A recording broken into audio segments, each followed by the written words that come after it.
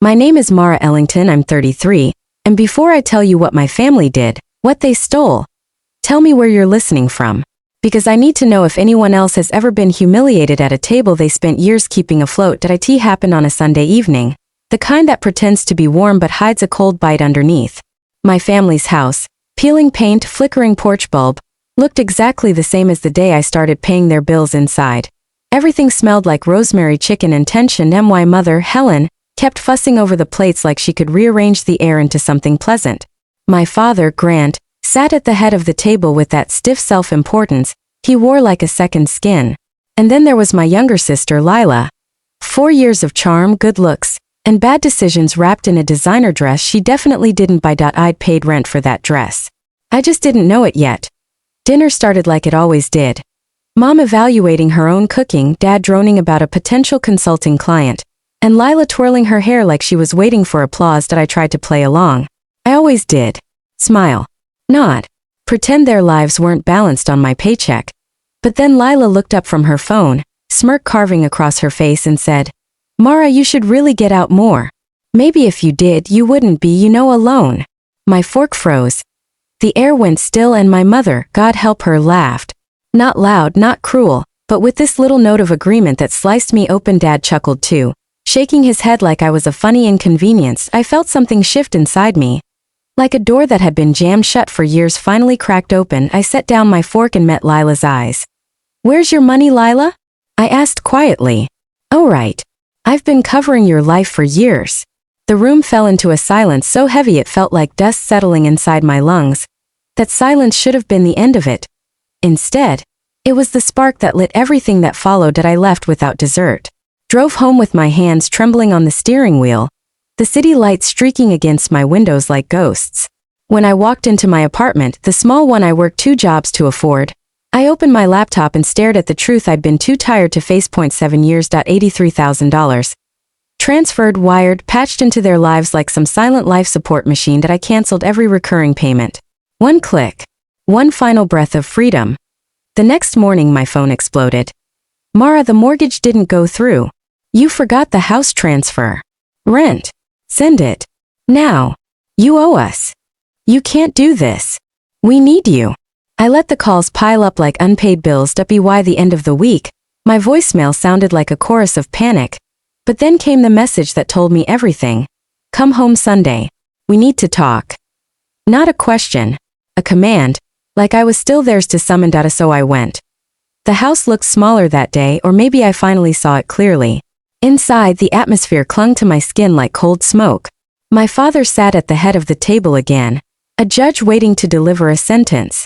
My mother hovered, eyes glossy. Lila leaned against the counter pretending not to care. "Mara," my mother said, "we can't survive without your help. You know how hard things have been." I took off my coat slowly, like shedding the last layer of the daughter they expected me to be. "I know," I replied. "I've known for years." Dad's voice turned sharp, the way it always did when he felt control slipping. "Then why stop now?" "Because support isn't support when it's demanded," I said. "That's called dependence." Mom's eyes filled with tears. "You're being cruel." "No," I said softly. "I'm being fair." Lila scoffed. "Look who finally grew a backbone." "Cute." I turned toward her. "You mock my life, but you've lived off me like a second parent. I paid for your tuition, your car, your rent, your stupid vacations." Her face twisted. "You think you're better than us?" "No," I said. "Just responsible." Dad slammed his palm against the table. "Show some respect." I didn't blink.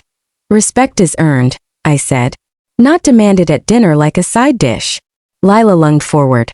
Full rage now, but I reached into my bag and set a thick folder on the table.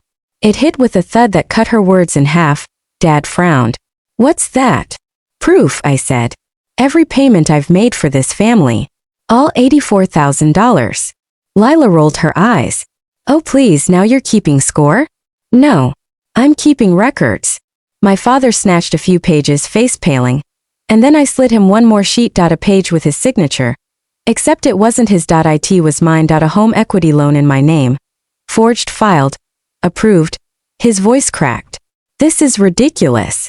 "The bank doesn't think so," I said. Neither does my lawyer. Mom's face went white.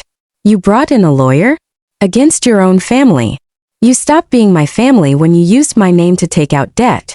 Dad leaned forward, voice trembling with anger. You think you can threaten us? It's not a threat, I said.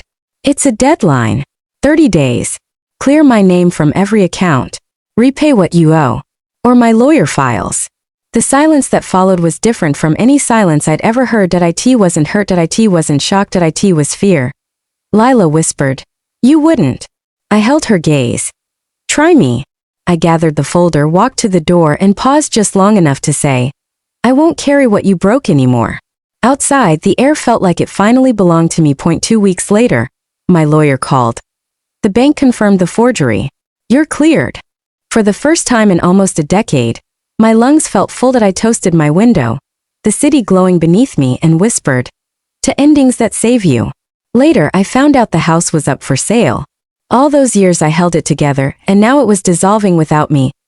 Mom invited me to one final dinner in the empty house. I went, not out of guilt, but closure. No decorations, no laughter. Just 4 people sitting in the bare echo of everything that used to hide the truth. When the plates were cleared, I finally said, I'm not disappearing from your lives. But I'm not your safety net anymore. You fall, you get up yourselves. No one argued. And for once, silence didn't hurt. It healed.